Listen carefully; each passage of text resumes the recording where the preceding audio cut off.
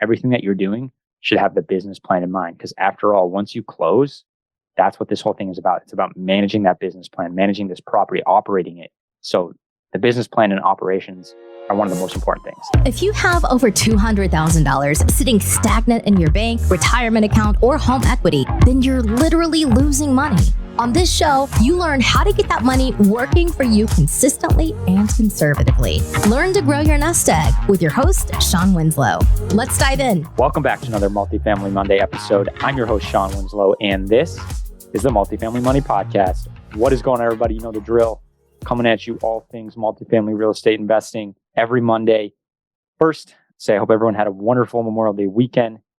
Give a little remembrance to all those who lost their lives serving this wonderful country. Without them, we would not have the freedoms and the privileges that we have in this country, and that I feel people often taken for granted. And so I just want to give a little moment of silence here for those who lost their lives serving this country.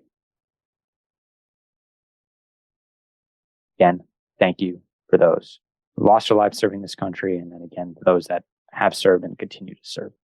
We are forever indebted to you all. Thank you. Today, I want to get into a quick topic here, another solo episode. I'm kind of going to do a series here going forward. It'll be sprinkled in with interviews, but I kind of want to get everyone a feel of what it's like or what you should be doing once you get that LOI signed, right? I've always talked about how to get deal flow, how to increase deal flow, how to find a good deal, and then obviously submit your LOI. But what happens actually once you catch that fish, right? You get that LOI signed. Kind of what happens next. The last episode I did in this style was on doing a property tour. And I will link that in the show notes below. If you haven't listened to it, you should. But what you should be doing on a property tour, right? Because that's important too before you submit an LOI. This isn't just a numbers game. This isn't just, it looks good on the spreadsheet. Kind of readjust maybe your CapEx budget a little bit once you get a feel of the property. How does that property actually make you feel when you step on site? Are you feel safe? Do you think you can actually implement the business plan that you had in mind? And so on and so forth. So check out that episode. But today's episode is once you get that LOI signed, what is next? And what we use is an online-based software called Monday.com. You might also be familiar with another product called Asana, does the same thing. And we use this to manage our workflows in many different capacities. But specifically for this one, once after an LOI is accepted, it's kind of a checklist of the key things you should be doing. And this has morphed over time, right? When we first started out, we didn't have anything. It was just kind of by the seat of our pants, right? And it's kind of morphed over time where we've gotten more organized, more diligent, more proactive. And as time goes on, as you do more deals, you pick up different nuances that you need to be taking into consideration when you're closing a deal. And again, every deal is different. So there are going to be different nuances, different steps you need to take. We keep adding to this list. And again, some of the items won't pertain to certain deals, but it's good to have them there so you can make sure you're checking that to see if it is applicable. So once that LOI is accepted, first thing we do is engage our attorney, right? We need to let them know that we have an LOI accepted. We're going to need PSA drafted. And we always put in our LOIs that we draft the PSA. So it's not coming from the seller, it's coming from us. So we engage our attorney, he starts drafting it up. Obviously, it's based off the LOI, right? Your PSA is based off the major bullet points, major items in your LOI. That's what goes in your PSA. But you want to have a conversation of what items in this deal are really hot button topics for you and what you really want to focus on, kind of some mechanisms that your attorney can use to get that, right? So that's who you're going to really engage first. And then also you're going to engage if you're raising capital, your investor list, give them kind of that excitement, like, hey, we got a signed LOI, more to come. At that time, you can give them some high level info about the deal, the numbers, where it is, obviously, kind of what the business plan is. In talking about business plans too, I feel like this gets forgotten or overlooked quite a bit with a lot of people. And maybe that's just lack of experience or just so much going on that this kind of falls in the background until you get closer to close, but it shouldn't. And that is the business plan. I just referenced the business plan. This should always be your focus throughout this whole process. Everything that you're doing should have the business plan in mind. Because after all, once you close, that's what this whole thing is about. It's about managing that business plan, managing this property, operating it. Because if you don't do that, it doesn't matter how good the property is, how good the location is, quality of the property, tenant base, the market itself. It doesn't matter. If you're not able to execute on that business plan, there's a great chance that things are not going to go well. They're not going to go smoothly. They could go actually pretty poorly. So the business plan and operations are one of the most important things, if not the most important thing. It's definitely the most important thing once you close. But that's why it should be in the forefront of everything. So every decision you're making when you're doing due diligence, that's what you should be thinking about. It's not just looking at like the quality of the units, and doing your lease audit, your financial audit. Those are important in of itself, but it all should be at the angle, at the lens of what is your business plan. Because after all, that's all going to dictate if you can do your business plan or how you're going to do your business plan. This is very important. So again, going through from day one of LOI signed, PSA signed to close, that what it should look like, right? I want to mention, we always put business days, right? So both on our due diligence period, our escrow period, business days. Pretty obvious reason we do it, you get more days out of it because you put calendar days, that includes weekends. Another reason we do it is you can't get as much done on weekends. Yes, you and I, me and the GP team can work on weekends, and we do, but not everyone does that. So if we need to call a contractor, get a contractor on site, if we need to get on site, we need to engage our lender, that's not going to happen, right? It's very rare that any of that's going to happen over a weekend, right? People have weekends off and they do their own thing. They don't care about your deal, right? And they'll wait till a business day, right? So that's another reason we do it, because there's only so much you can do on a weekend in terms of closing a deal. So that's why we put in business days. So I'll bring this up again, but I just wanted to preface it with that. So some things you really want to look at once the LOI is signed in. And for those that aren't familiar with the process, it can take 1 to 2 weeks once the LOI is signed. You know, the way we do it, as I said, our attorney drafts up the PSA, sends over the first draft to their attorney, the seller's attorney, and they're going to do something called a red line, where they go in and red line things that they want changed. Sometimes it can just be verbiage. Maybe there's grammatical error. And then there's things that are actually of substance, of importance, that they don't want this. Maybe you put in kind of an occupancy threshold that needs to be met up until closing. Maybe they don't like that and they redline it out, right? So they do things like that. Then they send the PSA back to your attorney. And you get on a phone call with your attorney and you go over the things that were redlined, the things that you're willing to concede on, or things that you're not willing to concede on. And then you make your red line and send it back. And this can go back and forth a few times.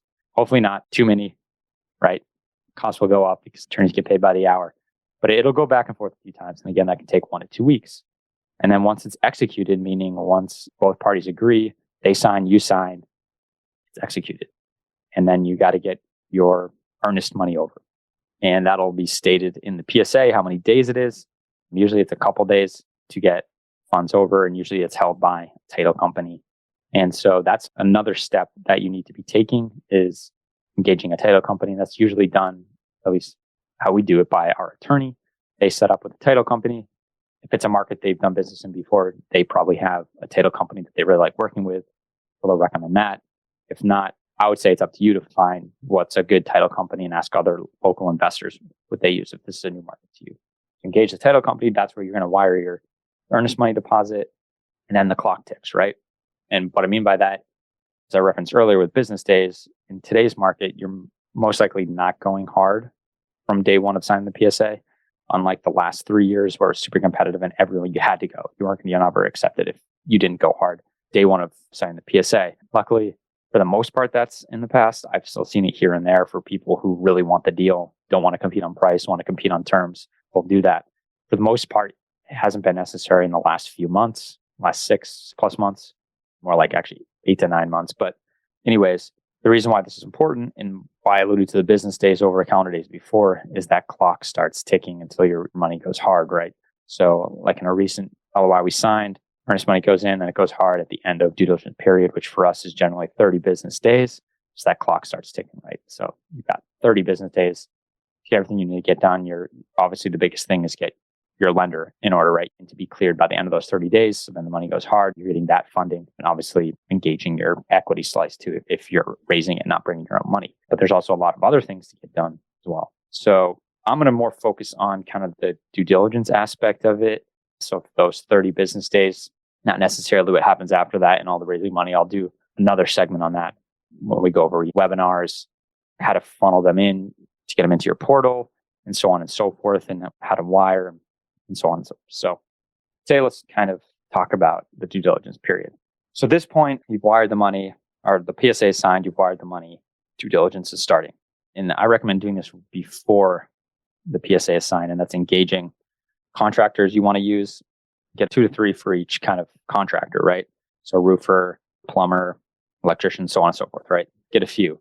Already engage them, tell them we're going to need you on X date. Assume that you're going to get the PSA signed at this point, right? So they can actually get on property and talk with the broker when the earliest you could do that. But just engage these guys, engage inspector.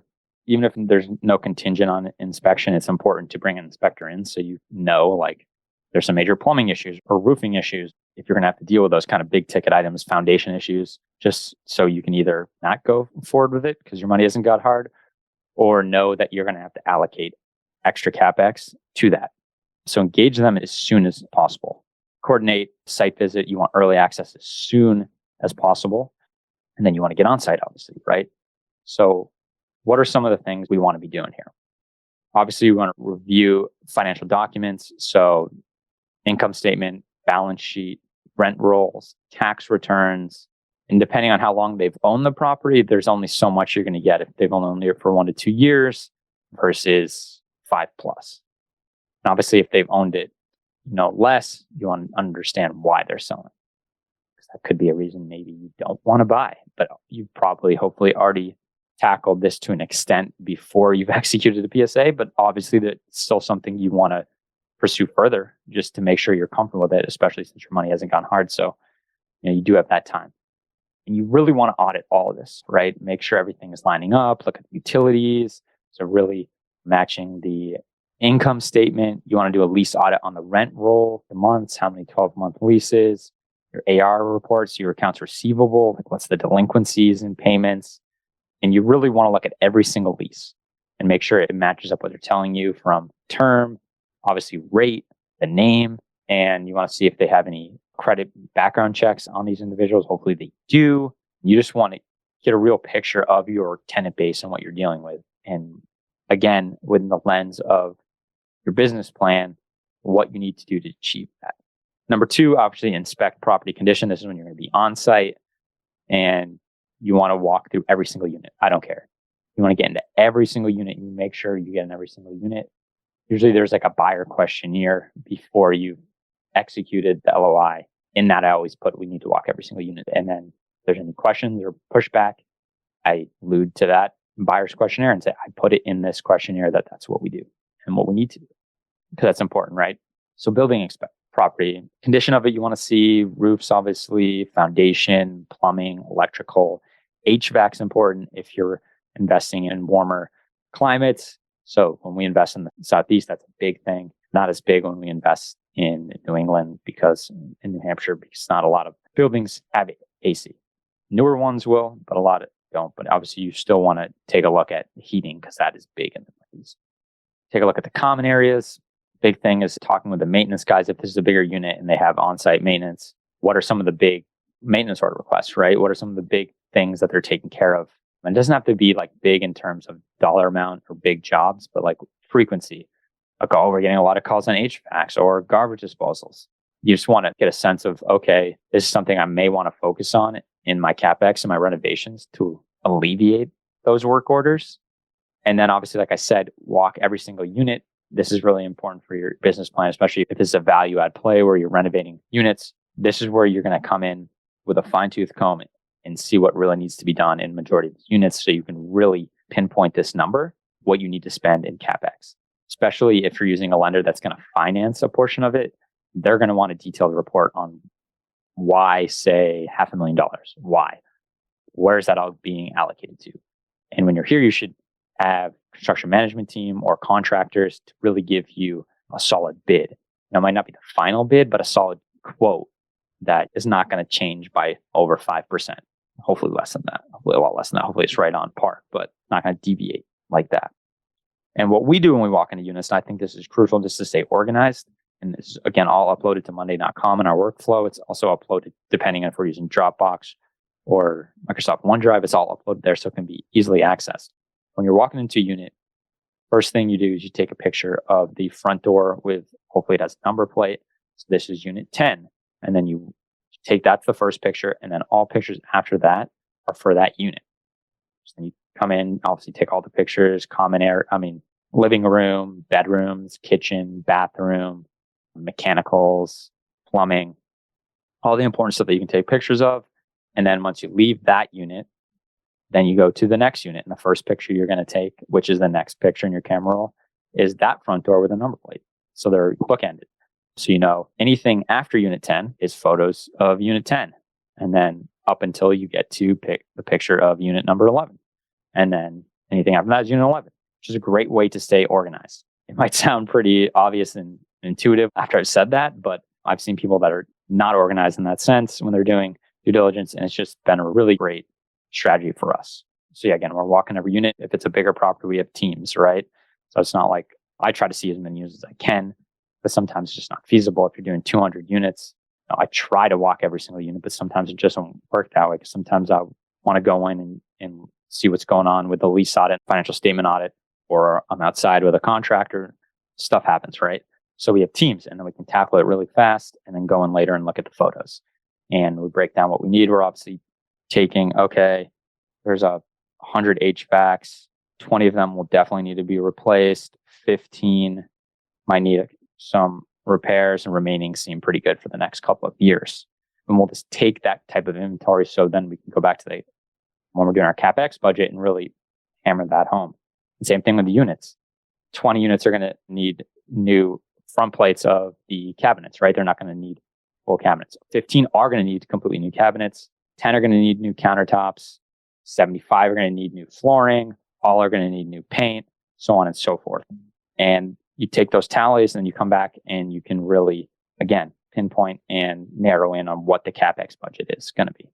And not only is this important for the lender and also for how much you need to raise and really understand that, but it's also important for your business plan. And going back to how you underwrote it, do these two things match up? And if they don't, is it still feasible? And hopefully at this point, you've done enough deals that you're not way off with your original initial numbers and initial tour, right? But this just helps you really pinpoint everything and get comfortable with that. And again, this is all from the lens of the business plan. Does this match what we need to do? And if not, if we need to pivot, does this still make sense? And sometimes that'll happen. I'll be like, actually, I think we need to go this way with the business plan. It's still going to work, but it's important to come at from that lens. You're not just there to check a box and be like, all right, we're going to need 20 units with new flooring, 50 with new paint. Like, you're not just there to check the box. It's there like, what's going to be the ROI now? If I have to put X dollars into these amount of units and get this rent bump, is it worth it? Or can I just do just a turn, just a basic turn with clean it, fresh paint, and I can get X number of rent increase because we've been so below the market?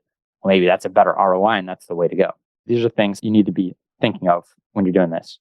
Next is evaluate lease agreements. I mentioned that earlier. You want to look at all lease agreements, noting the terms, rental rates, the expirations, any outstanding tenant issues, again, accounts receivable and delinquencies. Obviously, you want to hammer on and see, okay, the potential opportunities for rent increases. You've probably already done that homework, but really is when you really can see where it's moving, what their recent rents they signed have been, and if that's in line with where you think it can go.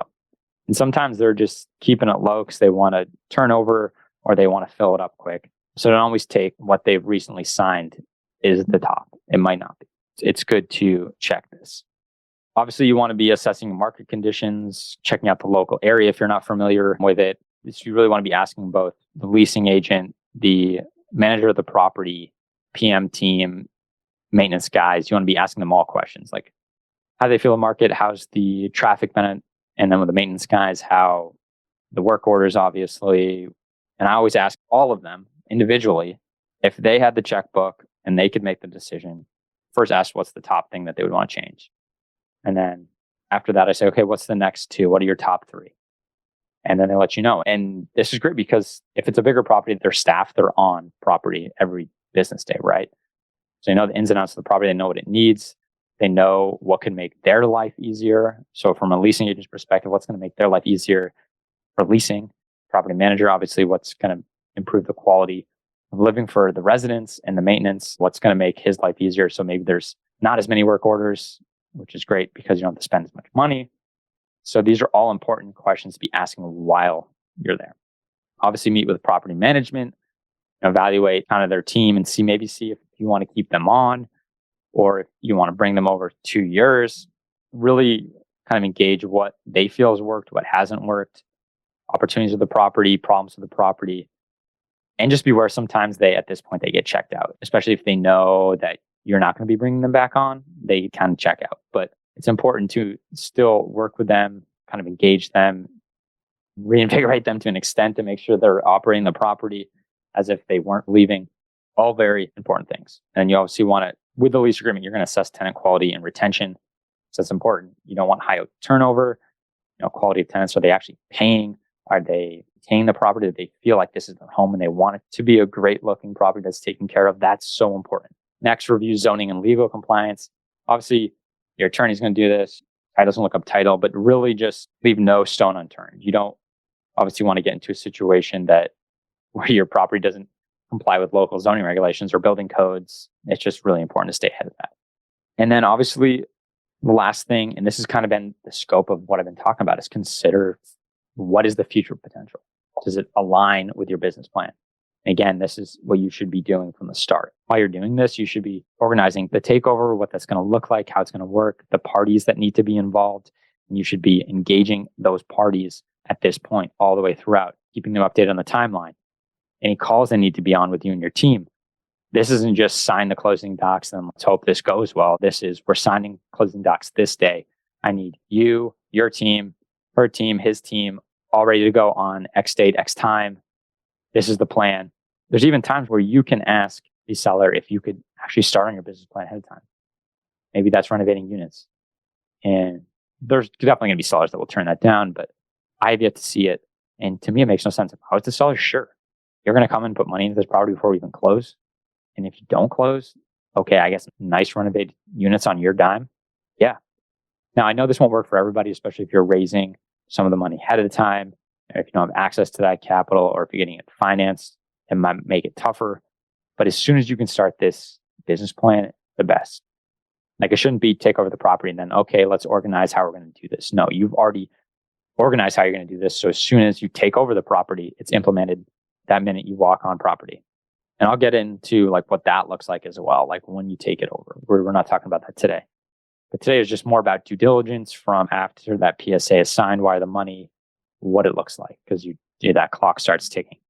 And this is a time, like this checklist we use on Monday.com is so important because it's so easy in anything, but especially in this, to overstep stuff, right? And all along the way, you're going to be meeting with your GP team or general partner team. Maybe it's just you. Maybe like for us, maybe it's just Greenbrier, so we don't have to. But if you have other parties in your team, this be something you're meeting with weekly, obviously, engaging your investors. And again, I'll have a separate episode on that. This is where you really need to be organized because you're going to be getting so many emails from different people, from your attorney, if you're dealing with a broker, from the broker, from all the different contractors. If you're doing a syndication, your syndication attorney. There's going to be so many emails flying back and forth, calls, that it's really important to be organized. That'll make or break it. So guys, I hope there's some value in this. I just wanted to come on and share what we do during our due diligence. And I showed a little detail, but there's still so many nuances and detail that this could be an hour plus long episode. So I just kind of wanted to hit it from top level and sprinkle in some details and go in depth here and there. But again, every deal is different. Every deal has its own nuances. And it's just important to stay organized. That's the number one thing. That and communication with everyone involved. So thank you for tuning in as always, guys. Remember, as always, easy doesn't pay well and instant gratification is self-destructive. So not only get out there and work hard for your money, but have it work hard for you. So we can create the lives of our dreams and we can make this world a better place. All right, everybody. Catch you on the next one. Hey, this is Shawn Winslow. After being in the financial service industry for years and having candid conversations with good people just like you, I realized that so many of us are wanting an investment strategy that provides solid returns and consistent income without the bumps in the road. There's little known secret that your financial advisor doesn't want you to know. There is investment out there that is less volatile and the returns are stronger. Get more details by going to greenbriercg.com and clicking on the free e-report. And by the way, if this show has provided you any value, then feel free to leave an honest written review and of course, share it with a friend who needs it. See you next week for another great show.